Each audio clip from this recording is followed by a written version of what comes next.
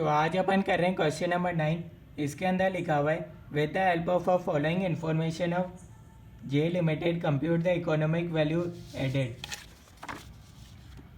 आपको निकालना है इकोनॉमिक वैल्यू एडेड। उसके लिए आपको गिवन है capital structure, equity capital given है, रिजर्व एंड सरप्लस है, 10% डिबेंचर्स है, कॉस्ट ऑफ इक्विटी गिवन है, फाइनेंशियल लेवरेज गिवन है and income tax rate given है। तो आइए देखते हैं भैया कैसे निकालते हैं इकोनॉमिक वैल्यू एडेड। अगर आप चैनल पर नए हैं तो आप चैनल सब्सक्राइब कर सकते हैं ताकि आपको लेटेस्ट वीडियोस मिलती रहे। तो अपन निकालेंगे इकोनॉमिक वैल्यू एडेड। सबसे पहले इसका फॉर्मूला पता होना चाहिए, E B equals to NOPAT minus operating capital into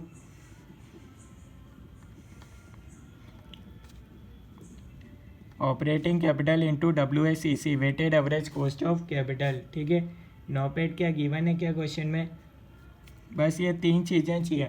अगर ये तीनों चीज़ें मिल गई क्वेश्चन में तो भैया अपना आंसर ही आ गया, यूँ समझ सकते हो। ठीक है, तो भैया तीनों चीज़ें अपन को निकालनी पड़ेगी। सबसे पहले भैया देखेंगे नॉपेट।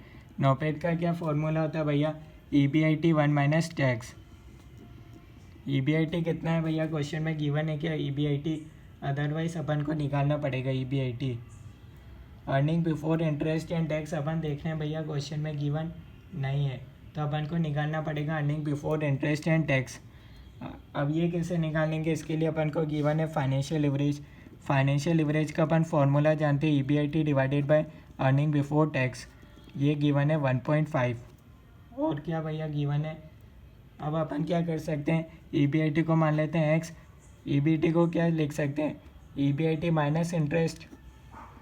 EBIT माइनस इंटरेस्ट भी तो अर्निंग बिफोर टैक्स ही होता है, तो x minus interest equals to 1.5 x divided by x minus interest. Interest की वैल्यू क्या है भैया क्वेश्चन में दे रखी है क्या, 400 लैक्स का 10% हो जाएगा इंटरेस्ट, 40 इक्वल्स टू 1.5, यहाँ हो जाएगा 1.5x equals to 1.5 into 40, 60 equals to x, 0.5x equals to 60, x equals to 60 divided by 0.5।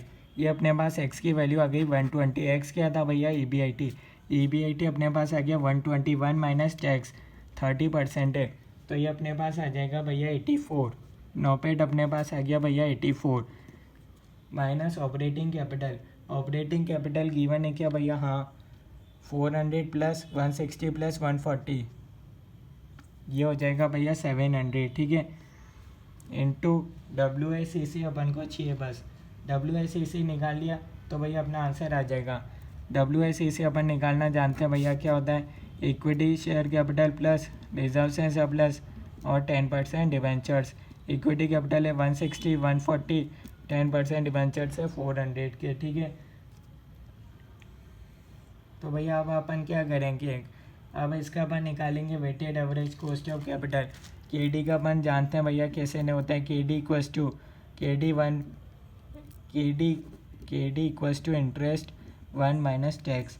KD अपने पास है 10, 1 माइनस टैक्स 0.30, ये अपने पास आ गया भैया 7%।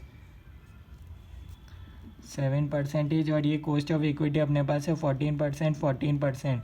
तो ये अपन निकाल लेते हैं भैया 160 का 14%, तो ये अपने पास आ जाएगा 22.4, 140 का 14%, ये अपने पास आ जाएगा 19.6 और 400 का 7%, जो कि अपने पास आ रहा है भैया 28।